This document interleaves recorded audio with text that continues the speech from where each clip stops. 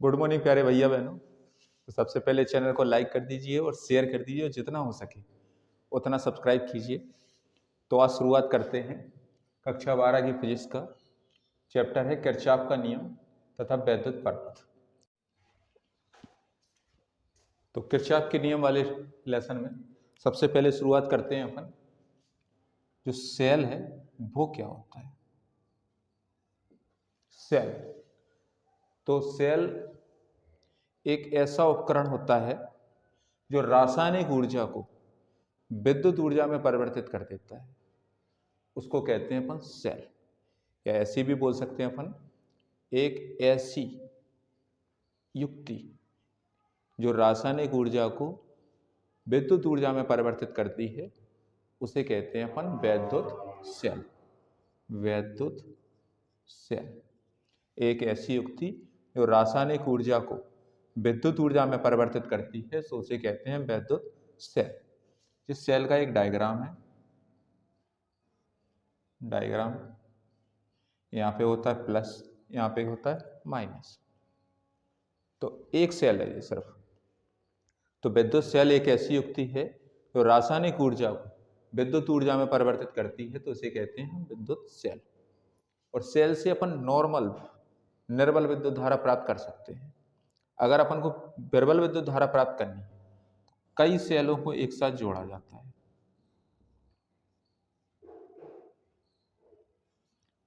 तो सेलों के इस संयोग को कहते हैं अपन, इसको बोलने लगते हैं अपन बैटरी।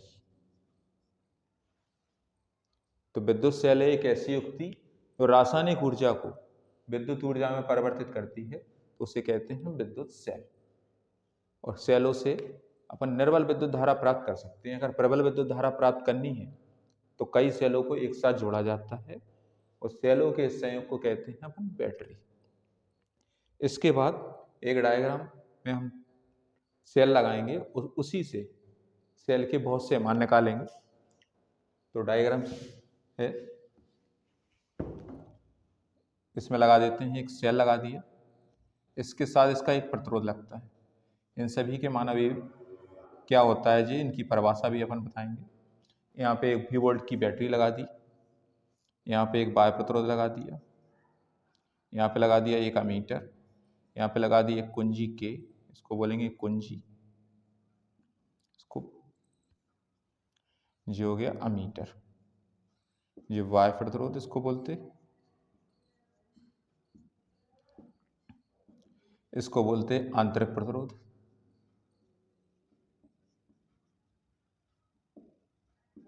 यहाँ पे लगा देंगे जो हो गया सेल प्लस माइनस, इसको यहाँ पे ऐसे बंद कर देते हैं।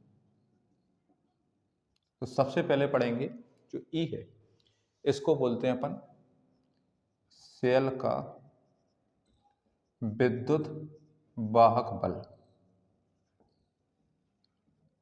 ई से डिनोट करते हैं, ई बराबर होता है W/Q। W क्या होता है, कार्य, और Q होता है आवेश। तो इसकी परिभाषा होती है, अगर Q को मान 1 मान लें अपन, तो E किसके बराबर बचेगा, W के।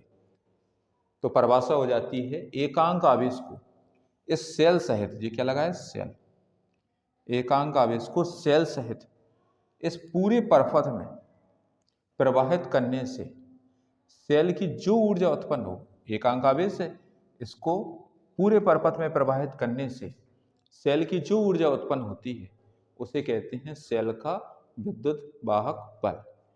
एकांक आवेश को सेल सहित, इस सहित प्लस सेल के सहित पूरे परपथ में प्रवाहित करने से सेल की जो ऊर्जा उत्पन्न होती है, उसे कहते हैं सेल का विद्युत वाहक बल।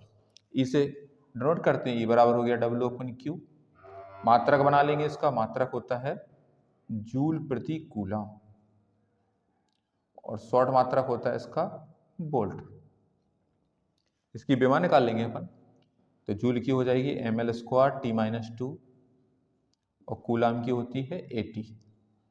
80 ऊपर आ जाएंगे तो हो जाएगा ml² T-3 A-1। ये हो गया विद्युत वाहक बल की विमा। तो एकांक आवेश को सेल सहित पूरे परपथ में प्रवाहित करने से सेल की जो ऊर्जा उत्पन्न होती है, उसे कहते हैं सेल का विद्युत वाहक बल। इसके बाद विद्युत वाहक बल के बाद आ जाती है टर्मिनल विभवांतर। ये क्या है? टर्मिनल विभवांतर।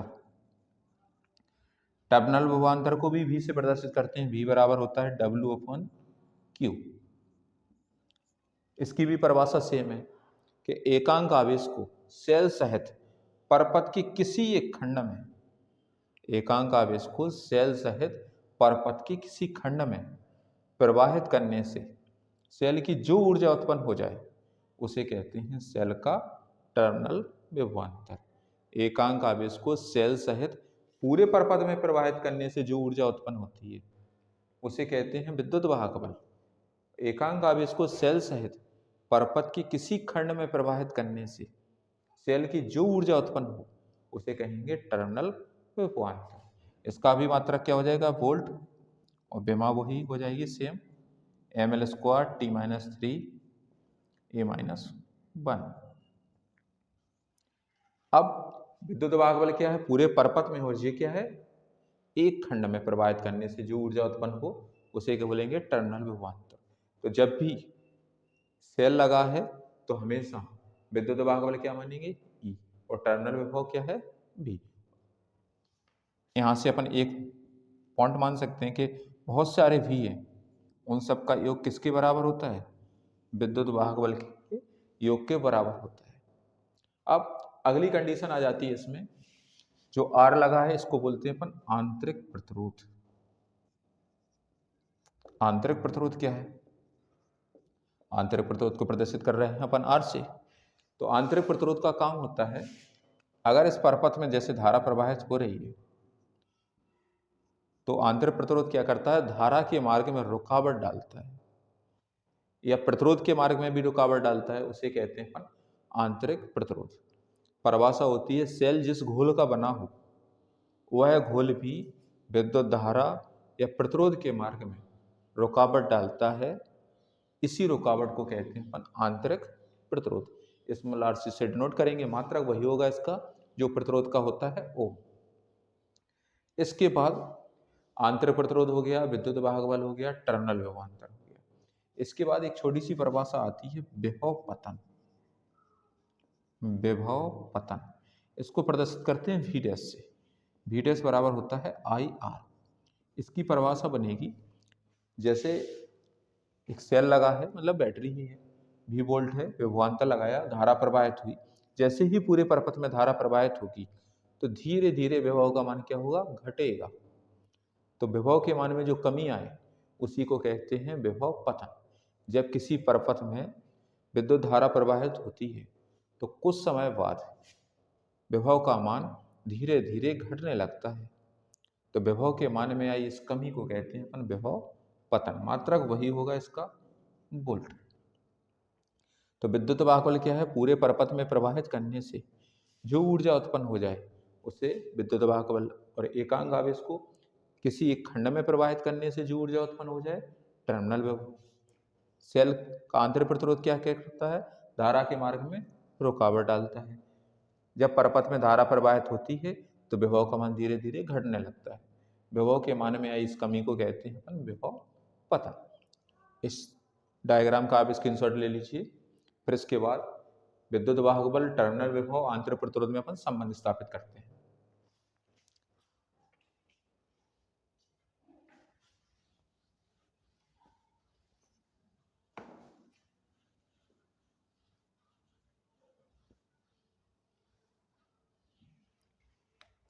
तो इसी डायग्राम में देखेंगे, और मान लेते हैं एक वैद्युत परपथ है जिसका विद्युत वाहक बल, इसमें क्या लगा है? एक सेल लगा है जिसका विद्युत वाहक बल क्या है? E। आंतरिक प्रतिरोध R है, टर्मिनल विभव V लगा है, बाह्य प्रतिरोध कैपिटल R है, अमीटर A है, और कुंजी क्या लगी है? K। जैसे ही V वोल्ट का विभवांतर लगाया तो सेल से क्या हुई? धारा प्रवाहित हुई, पूरे परपथ में धारा प्रवाहित होने लगी। जब पूरे परपथ में धारा प्रवाहित हो रही है तो क्या उत्पन्न होगा? विद्युत वाहक बल। विद्युत वाहक बल होगा, उसमें क्या करना पड़ेगा? पूरे परपथ में कार्य। तो सेल पूरे परपथ में किया गया कार्य हो जाएगा E/Q। किससे? E बराबर W/Q से। कुल कार्य क्या हो गया? W बराबर E/Q। जब पूरे परपथ में धारा प्रवाहित हो रही है तो पूरे परपथ में किया गया कुल कार्य क्या है, कुल कार्य। W बराबर हो गया E इंटू क्यू। तो W बराबर क्यू को क्या लिखते हैं अपन, IT। इसको मान लिया समीकरण फर्स्ट। अब परपथ में क्या लगा है, एक बाह्य प्रतिरोध लगा है और विभव क्या है V। तो क्या लिख देंगे, जब परपथ में यदि क्या लगा है, बाह्य प्रतिरोध R लगा हो, तो विभव क्या है V। तो बाह्य कार्य इसको मान लेंगे W1 बाह्य कार्य। क्या हो जाएगा जी, हो जाएगा V इंटू क्यू। टर्मिनल विभव के सूत्र से V इंटू क्यू, क्यू को कह सकते हैं IT। तो अपना ये बाह्य कार्य आ गया। अब परपथ में क्या लगा है, आंतरिक प्रतिरोध। जब आंतरिक प्रतिरोध लगा है और क्या कर रहा है, धारा के मार्ग में रुकावट, तो क्या उत्पन्न हो रहा है, विभव पतन।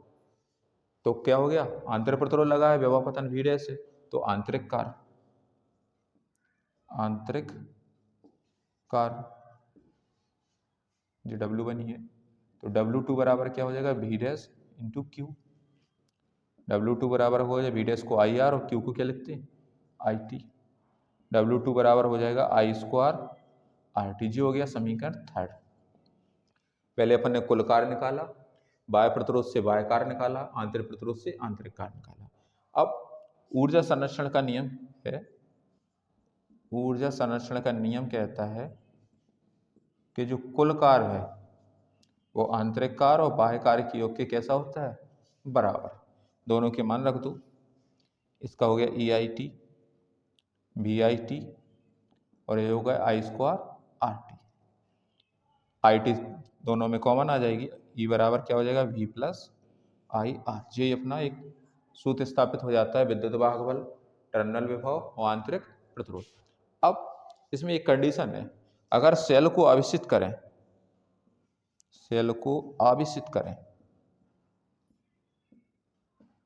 तो जो V है वो E के बराबर हो जाता है।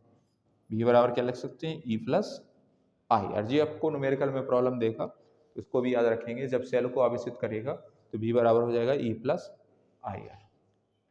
तो एक परपथ माना जिसमें क्या लगा है, एक सेल, इसका विद्युत वाहक बल क्या है E, आंतरिक प्रतिरोध क्या है R, इसमें V वोल्ट की बैटरी लगी है, बाह्य प्रतिरोध क्या है कैपिटल R, अमीटर A, कुंजी K। जैसे ही परपथ में धारा प्रवाहित होती है तो पूरे परपथ में कार्य किया जाता है। तो पूरे परपथ में किया गया कुल कार्य निकाला। बाह्य प्रतिरोध R लगा है तो बाह्य कार्य, आंतरिक प्रतिरोध स्मॉल r है तो आंतरिक कार्य। ऊर्जा संरक्षण का नियम कहता है कि कुल कार्य, आंतरिक कार्य और बाह्य कार्य के योग के कैसा होता है, बराबर। इसके बाद इसको अपन और भी आगे बढ़ा सकते हैं। जो E बराबर क्या है अपना, V प्लस IR। अपन को पता है V बराबर क्या होता है, IR। यहाँ पे रख दो, E बराबर क्या हो जाएगा, IR plus IR। I common आ जाएगा, R प्लस R। I बराबर क्या हो जाएगा, E upon R plus R। ये आ गया एक सूत्र अपना, विद्युत वाहक बल, आंतरिक प्रतिरोध, बाह्य प्रतिरोध और धारा में। इसको ऐसा भी लिख सकते हैं, V upon R plus R। जब एक ही विभव दिया है तो अपन लिख सकते हैं V upon R plus R। अगली कंडीशन, इसको और भी बढ़ा दें अगर, ऐसा लिख सकते हैं E माइनस V बराबर IR।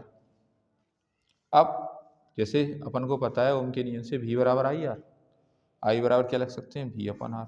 यहाँ पर डाल दो I माइनस V बराबर V upon R into R। V से भाग दे दो, E upon V minus V upon V, V R upon V R। एक V कट जाएगी, इसमें भी कट जाएगी, तो क्या बचेगा, E अपॉन V माइनस 1 बराबर R अपॉन कैपिटल R। तो स्मॉल r बराबर सूत्र बना capital R E upon V minus के 1। ये सारे सूत्र आपको न्यूमेरिकलों में जरूरत है। एक आंतरिक प्रतिरोध, बाह्य प्रतिरोध, विद्युत धारा, टर्मिनल विभव, आंतरिक विद्युत वाहक बल और आंतरिक प्रतिरोध में संबंध। इस डायग्राम का आप स्क्रीनशॉट ले लीजिए, पूरा फिर से सॉल्व करके देखिए। इसके बाद आगे बढ़ते हैं फिर।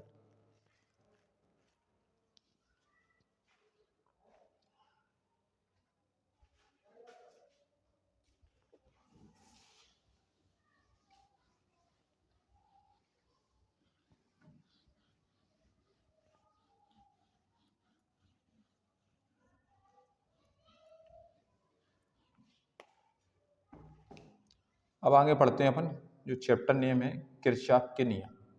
तो किरचॉफ के नियम क्या है, तो जो प्रोफेसर किरचॉफ हैं उन्होंने विद्युत धारा के संबंध में दो नियम दिए।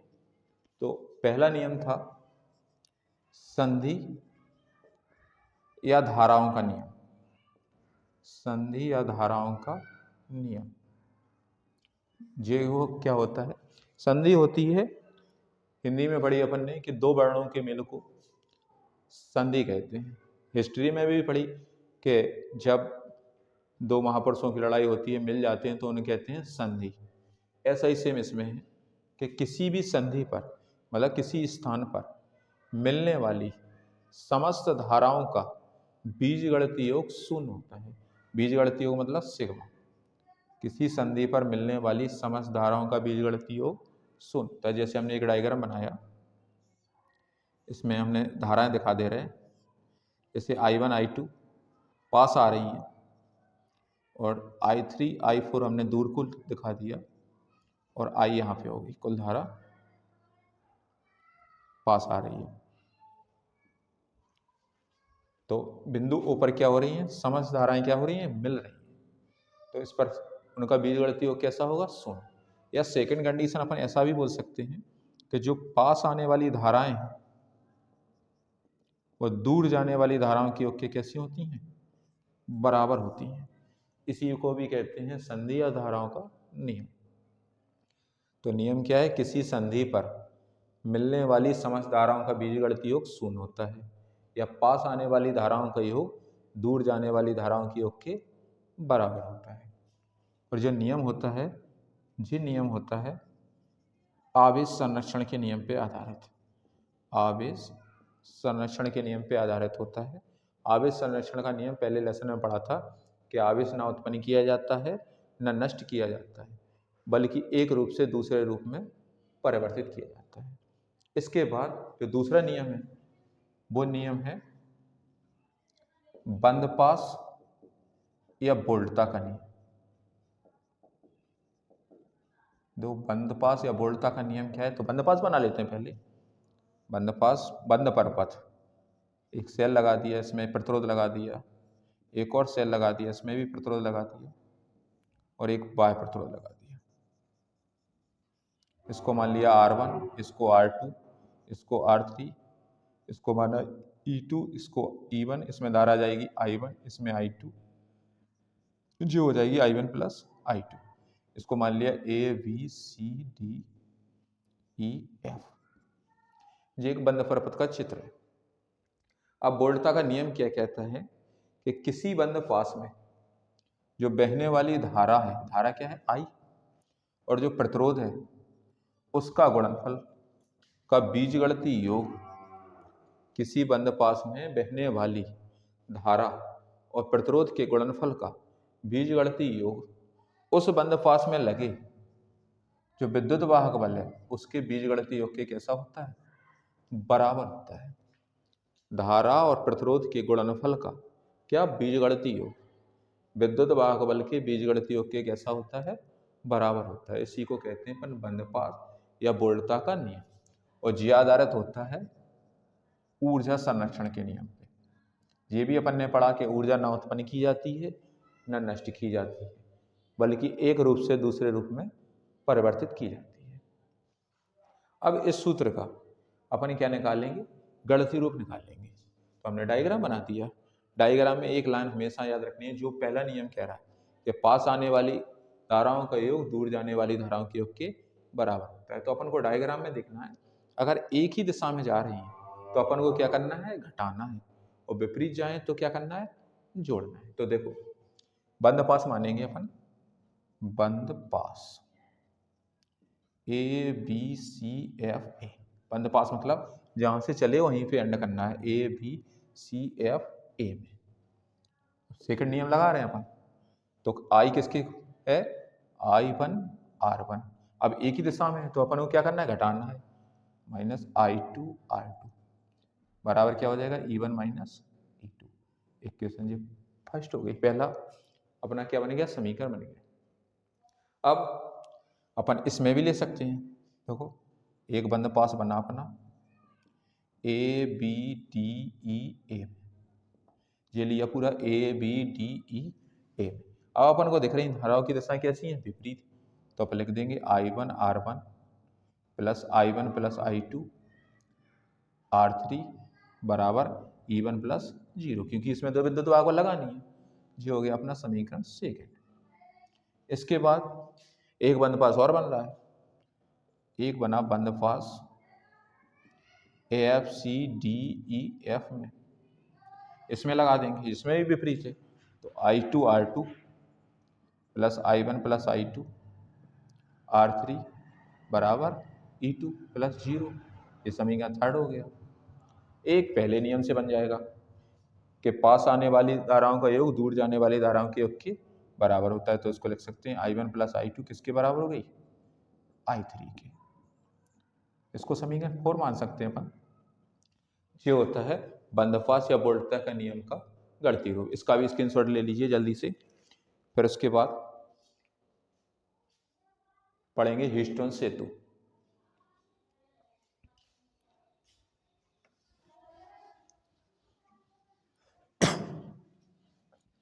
तो ह्यूस्टन सेतु होता है, एक वैज्ञानिक है प्रोफेसर ह्यूस्टन, प्रोफेसर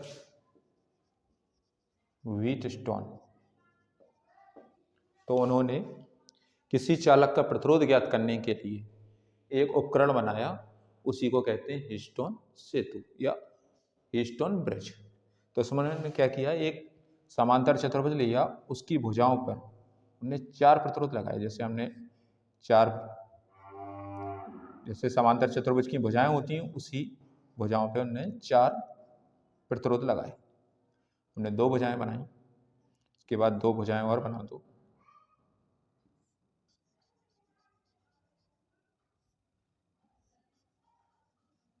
जी हो गया समांतर चतुर्भुज। हमने मान लिया ABCD एक समांतर चतुर्भुज है, इसमें 4 प्रतिरोध PQRS इन भुजाओं के रूप में जुड़े हैं, तथा जो A है और जी क्या है C, इन पर के लगा दिया हमने एक सेल, ये लग गया एक सेल E। ठीक, इसमें क्या है, 4 प्रतिरोध है PQRS, एक समांतर चतुर्भुज ABCD की भुजाओं के रूप में जुड़े हैं। A और C के बीच क्या लगा है, एक सेल। और जो B और D है, इनके बीच लगा देते हैं अपन एक धारामापी G। धारामापी क्या लगा दिया, G। और इसमें मान लेते हैं 2 कुंजी हैं, कुंजी मतलब स्विच, 2 कुंजी लगा देते हैं K1, एक यहां लगा देते हैं K2। तो रचना क्या है इसकी, इसमें 4 प्रतिरोध हैं PQRS, एक समांतर चतुर्भुज ABCD की भुजाओं के रूप में जुड़े हैं। A और C के बीच एक सेल लगा है, और B और D के बीच क्या है, एक धारामापी G। जैसे ही अब कुंजी K1 दबाते हैं, अब ये क्या होगी, धारा बहेगी।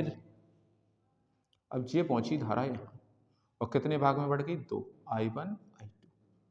अब यहाँ पहुंचेगी, यहाँ पे चली जाएगी I1, और यहाँ पे क्या हो जाएगी I2, और ये क्या हो जाएगी I। तो जैसे ही कुंजी K1 दबाते हैं, तो बिंदु A पर धारा पहुंचकर 2 भाग I1 और I2 में बढ़ जाती है।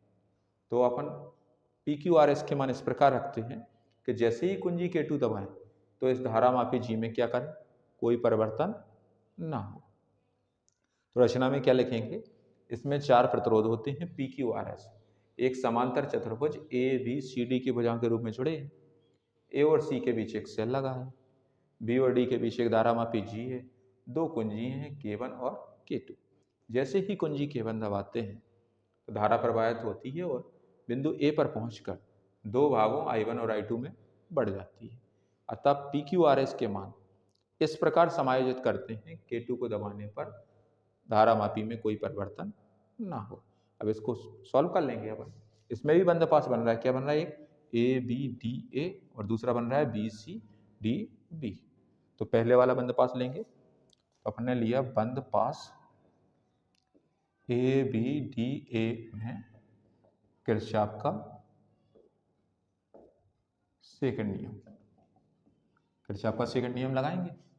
तो देखो एक ही दिशा में जा रही धारा, तो अपन लिखेंगे I1Q P माइनस I2R बराबर दोनों के लिए विद्युत वाहक क्या है E। तो हो जाएगा I1P माइनस I2R बराबर 0 या I1P बराबर I2R। ये हो गया समीकरण फर्स्ट। अब ले लेंगे सेम इसी तरह इसमें भी। तो हमने लिखा बंद पास BCDB में, इसमें भी सेकंड नियम लगा देंगे। तो क्या होगा, एक ही दिशा में इसमें भी है, तो I1Q माइनस I2S बराबर, इसमें भी विद्युत वाहक क्या लगा है E।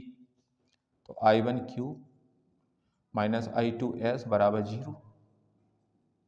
ये हो जाएगा I1Q बराबर I2S। इक्वेशन सेकंड होगी। समीकरण फर्स्ट अपन सेकंड कर देंगे अपन। तो I1P अपन I1Q I2R बटे I2S। I1 I2 कट गए तो अपना फॉर्मूला बना P अपन Q बराबर R अपन S। यही होता है ह्यूस्टन सेतु का फॉर्मूला। इसी से अपन सिद्धांत बना लेंगे कि किसी समांतर चतुर्भुज की दो भुजाओं के प्रतिरोधों का अनुपात अन्य दो भुजाओं के प्रतिरोधों के अनुपात के कैसा है, बराबर है। दो भुजाओं पे क्या लगे, जो प्रतिरोध लगे उनका अनुपात अन्य दो भुजाओं के प्रतिरोधों के अनुपात के बराबर होता है। ये ह्यूस्टन सेतु का सिद्धांत है। तो अगर चारों प्रतिरोध समान है, समान मतलब एक ही कोटि के, तो ह्यूस्टन सेतु क्या होता है, सुग्राही होता है, मतलब अच्छा कार्य करता है। कब, जब P Q R S सब कैसे हो, समान हो, तो ह्यूस्टन सेतु क्या होता है, अधिक सुग्राही होता है। इसका भी स्क्रीनशॉट ले लीजिए, बहुत इंपॉर्टेंट क्वेश्चन है।